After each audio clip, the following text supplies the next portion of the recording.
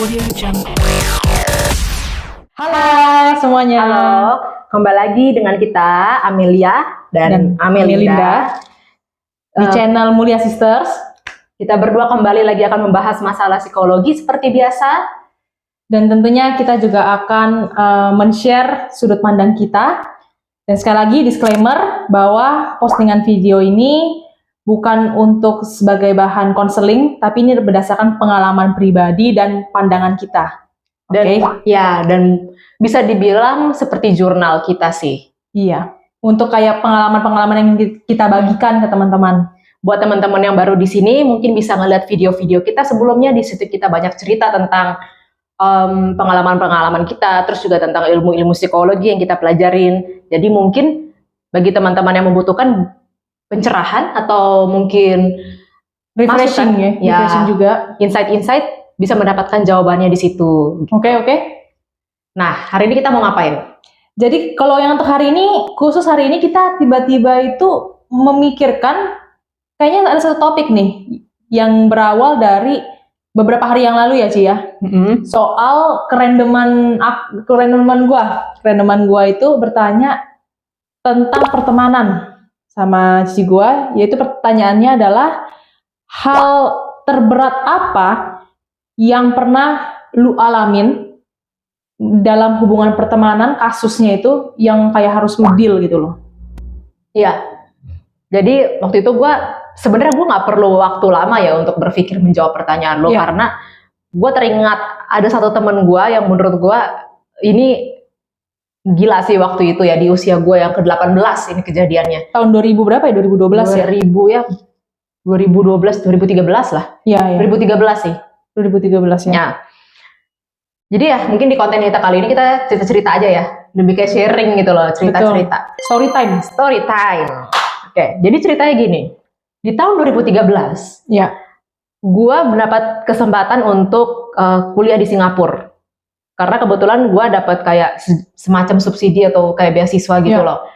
Nah, gue ke sana dan gue gue di sana itu mengalami keterbatasan bahasa Inggris karena gue kan sekolahnya di sekolah swasta biasa gitu loh, bukan sekolah internasional. Jadi bahasa Inggris gue so-so lah gitu.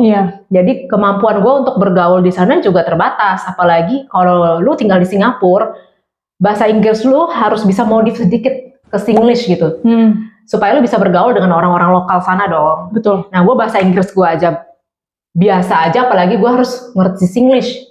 Ya gue sulit gitu loh untuk berbaur di situ. Jadi ada keterbatasan pertemanan juga nih ya? Iya, ini tuh kalau nggak salah di tahun pertama gue kuliah gitu. Make sense.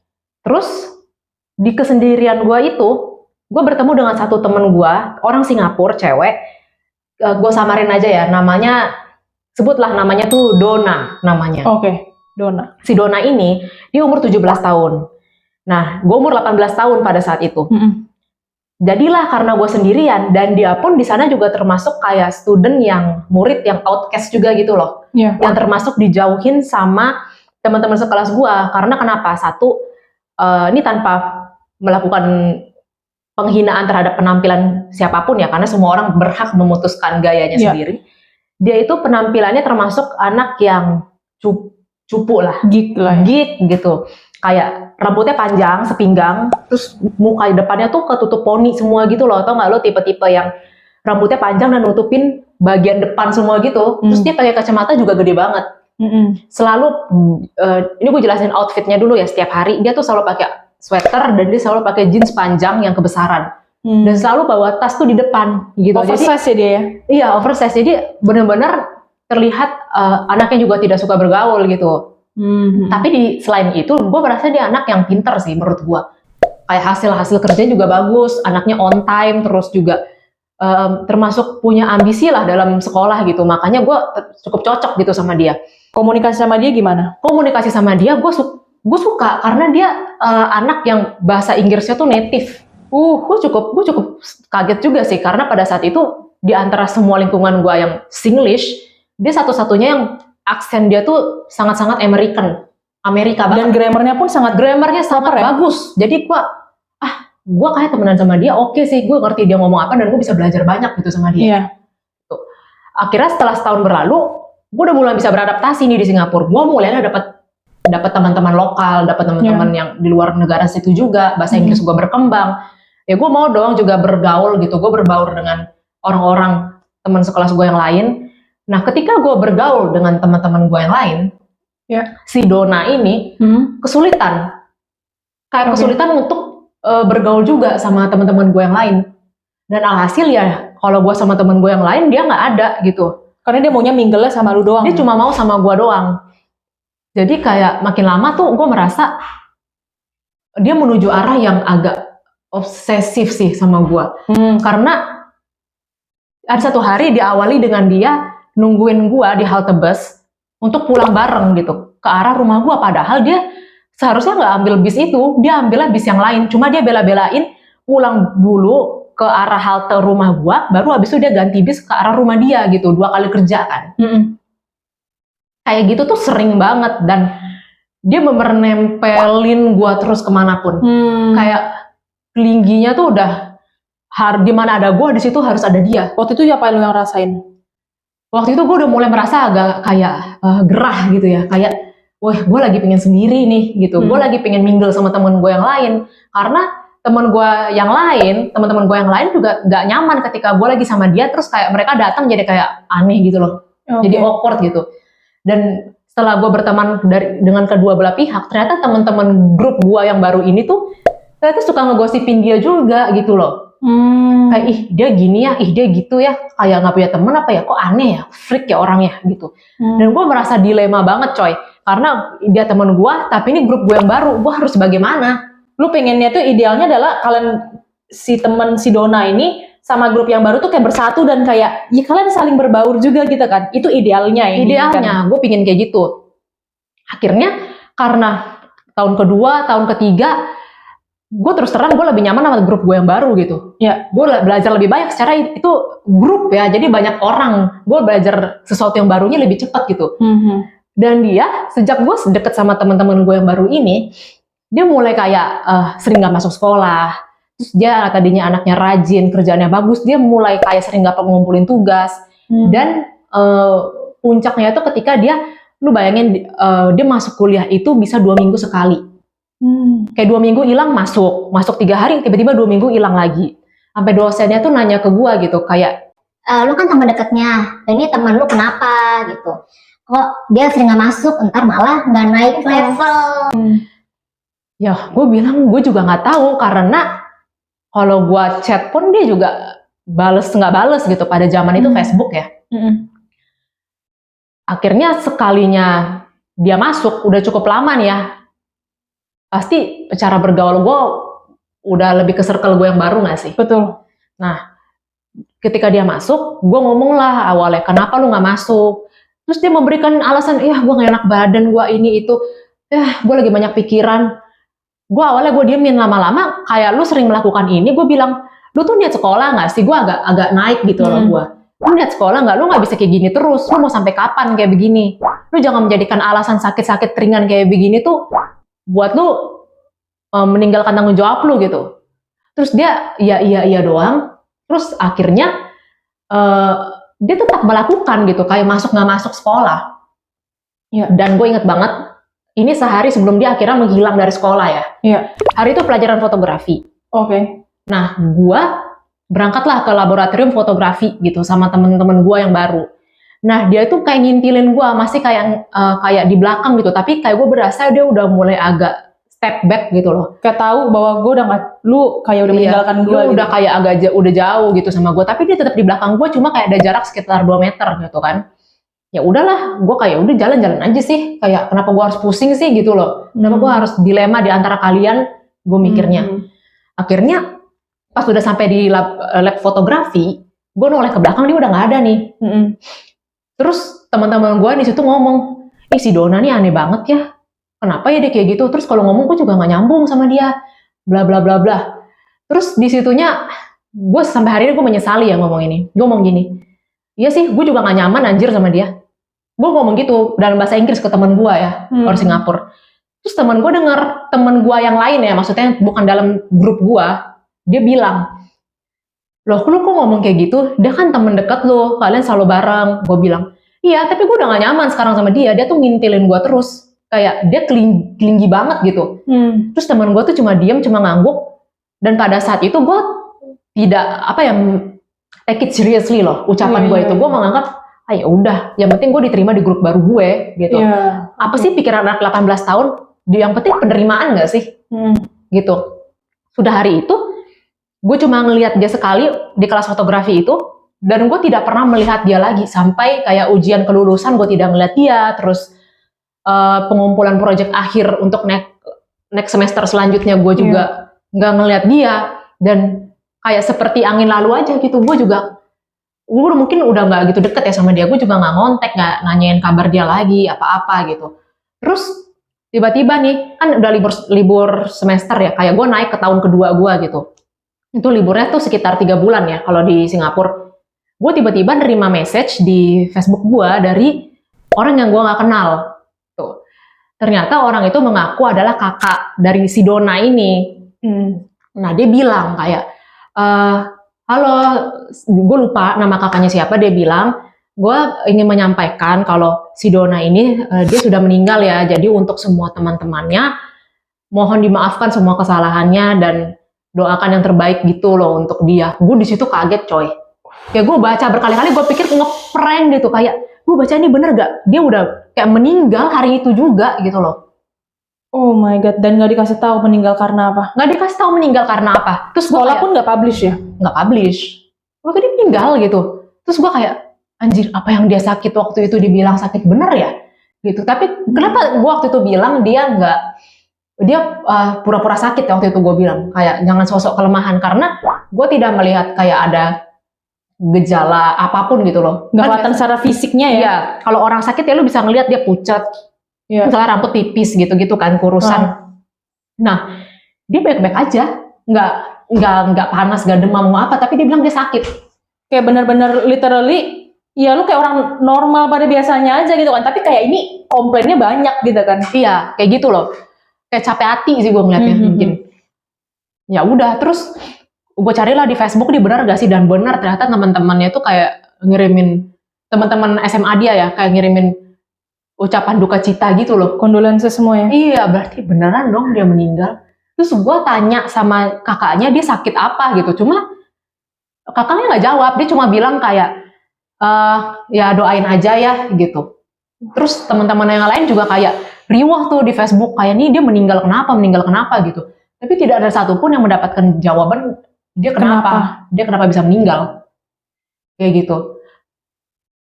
Terus kembali kayak kalau gue kilas balik ya, kayak kepala gue kan udah dingin gitu loh. Ini udah 10 tahun yang lalu lebih bahkan.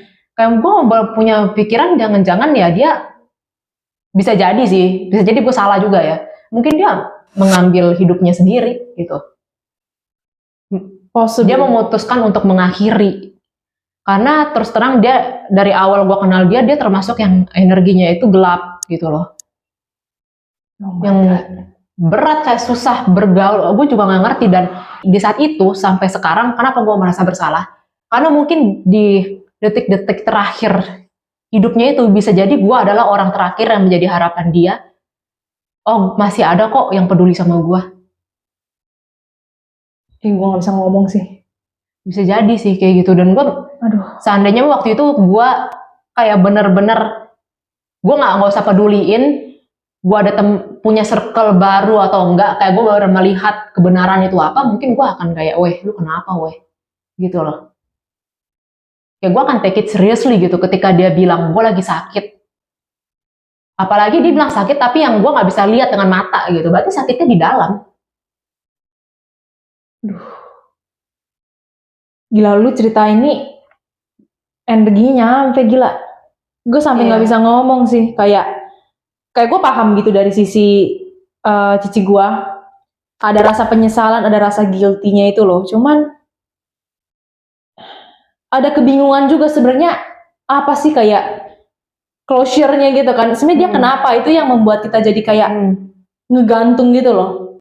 Iya. Dan memang gue belajar dari sini ya bahwa semakin gue mengenal sisi psikologi dan semakin kita memiliki empati terhadap kasus orang ya, memang kita jadi jelas bahwa ketika orang bilang, oh gue stres, gue lagi ini, don't take it as a joke gitu loh. Jangan kayak bener-bener kayak gue udah nggak bisa nganggap sebagai joke lagi, karena mungkin stres asumsi kita sama stres asumsi dia itu bisa-bisa tuh kontradiktif banget gitu loh. Iya.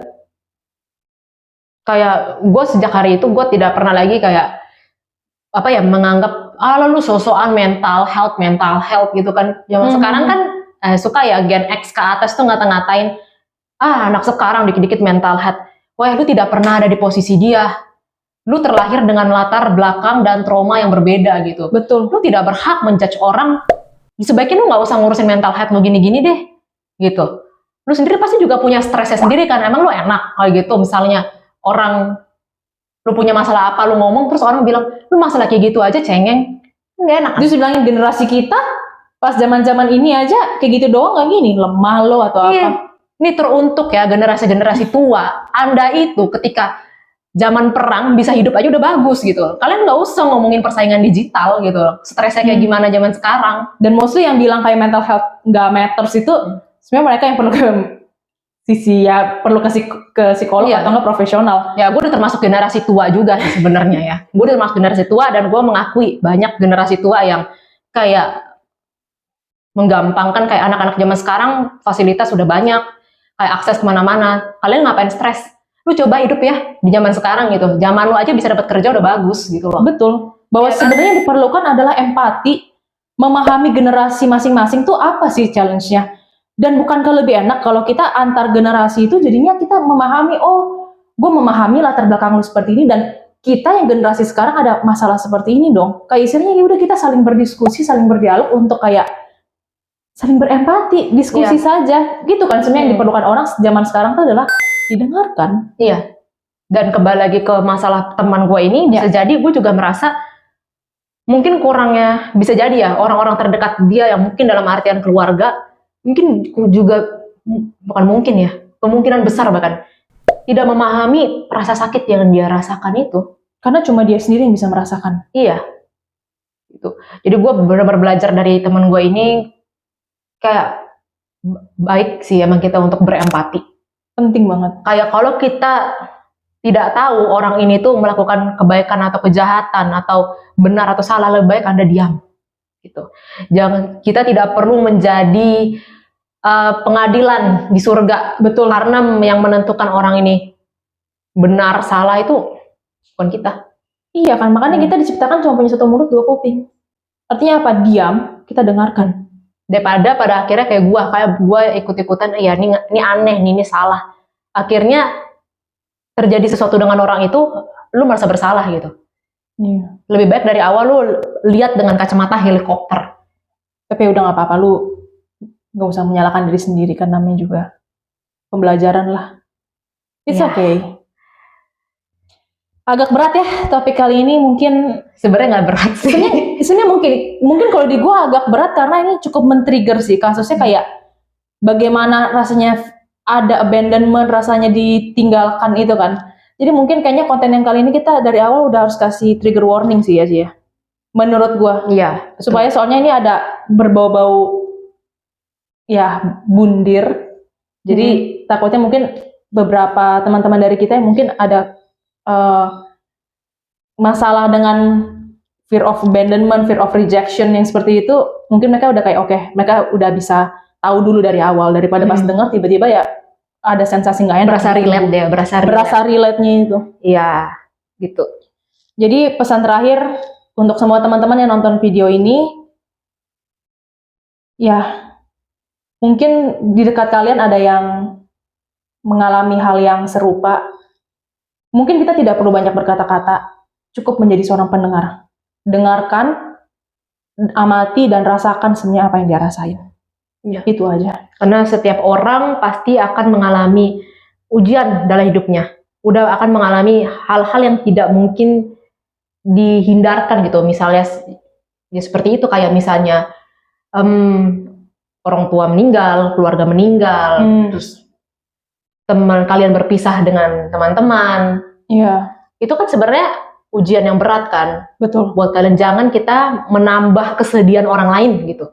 Sebenarnya orang itu tidak perlu merasakan kesedihan dari kita, tapi kita tambahin. Iya. Gitu loh. Semoga berguna konten hari ini dan semoga sharing ini bisa menjadi manfaat-manfaat baru. Betul, memberikan impact yang positif lah buat kehidupan teman-teman. Jangan lupa self care, self love ya, self compassion dan juga self growth itu untuk komponen yang diperlukan dalam kehidupan ya. We love you. Jangan lupa subscribe, like, dan share Teman-teman ya. Oke, sampai jumpa di berikutnya. Dadah. Dadah.